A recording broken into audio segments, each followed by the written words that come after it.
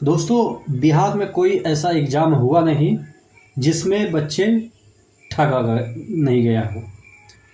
यानी कि बिहार के जितने भी बोर्ड हैं, कोई भी ऐसा बोर्ड नहीं है जो कि बच्चों को नहीं ठगा है।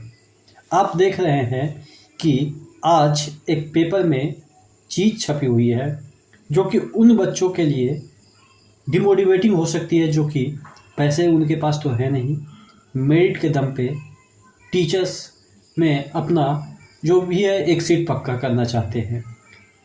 बहुत सारे बच्चे टी या थ्री की फोर्थ की तैयारी कर रहे हैं। कुछ दिन पहले ही आपके थ्री के रिजल्ट आए और यहाँ पे जो चीज़ें समझ में आ रही है कि टीयर टू में भी धांधली हुई है। आप देखेंगे यहाँ पे जो चीज़ें दे रखी है, 18 तारीख के ही डेट में ये पेपर दैनिक भास्कर में आया है कि टीयर थ्री पेपर लीक की जांच से हुआ खुलासा। अब देखिए, जांच से जो खुलासा होता है वो आप मान के चलिए 10% होता है। एक्चुअल में उसको 10 से मल्टीप्लाई कर दीजिए, उतना गुना यहाँ पे जो चीज़ें हैं वो गलत होती है। आप देखेंगे यहाँ पे देखिएगा लिखा हुआ है परीक्षा माफिया पेपर लीक बिहार सरकार का बोर्ड लगी स्कॉर्पियो से आए थे। यानी कि अब ये नीचे स्तर पे नहीं होता है। अब ये 1-1 लाख नौकरी दे रहे हैं, तो आप समझ लीजिए ऐसा नहीं है कि जो लालू जी बदनाम है ना बिहार में, कि लालू जी ही ऐसा कर दिए बिहार को। कोई ऐसा नेता नहीं है जो कि बिहार को ठगा नहीं।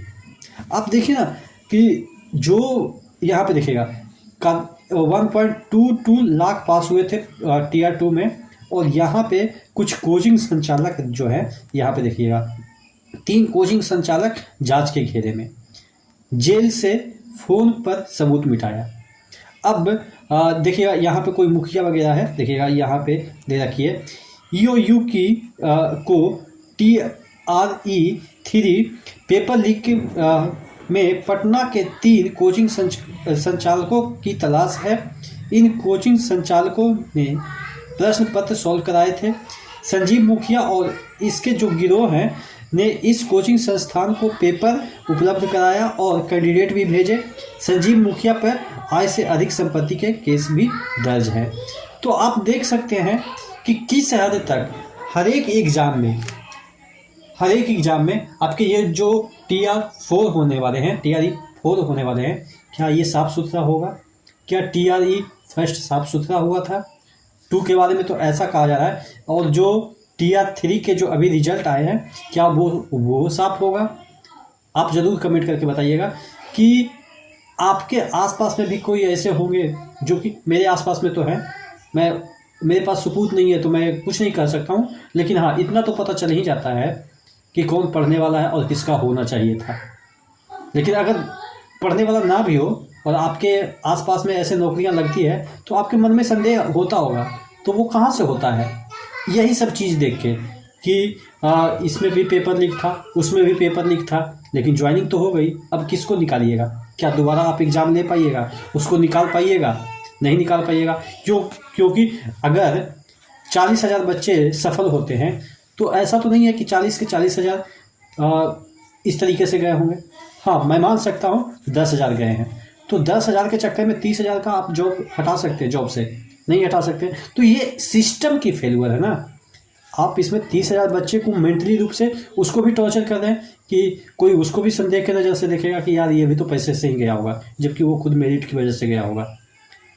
तो इस तरीके से अब देखिए 10,000 बच्चे का अगर सिलेक्शन नहीं होता है और 10,000 बच्चे ऐसे फर्जीवाड़े तरीके से चले जाते हैं पेपर लीक की वजह से, तो आप ये 10,000 को डिवाइड नहीं कर रहे हैं, यानी कि नौकरी नहीं दे रहे हैं या उनका जो है वो करियर ख़राब नहीं कर रहे हैं। ये 10 × 5 कर दीजिए, 50,000, और 5 ही क्यों करें, × 50 कर दीजिए, क्योंकि एक अगर किसी के पास नौकरी जाती है ना तो मिनिमम 5 लोग उससे लाभान्वित होते हैं और फिर अगली पीढ़ी तक वो इफ़ेक्ट पड़ता है।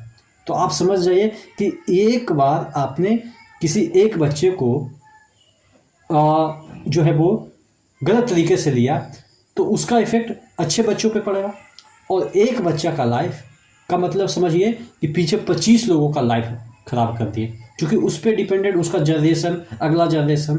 क्योंकि अगर पहला जनरेशन सही होगा तो आगे वो अपने बच्चों को अच्छे शिक्षा देगा, अच्छा एजुकेशन देगा, अच्छा खान पान देगा।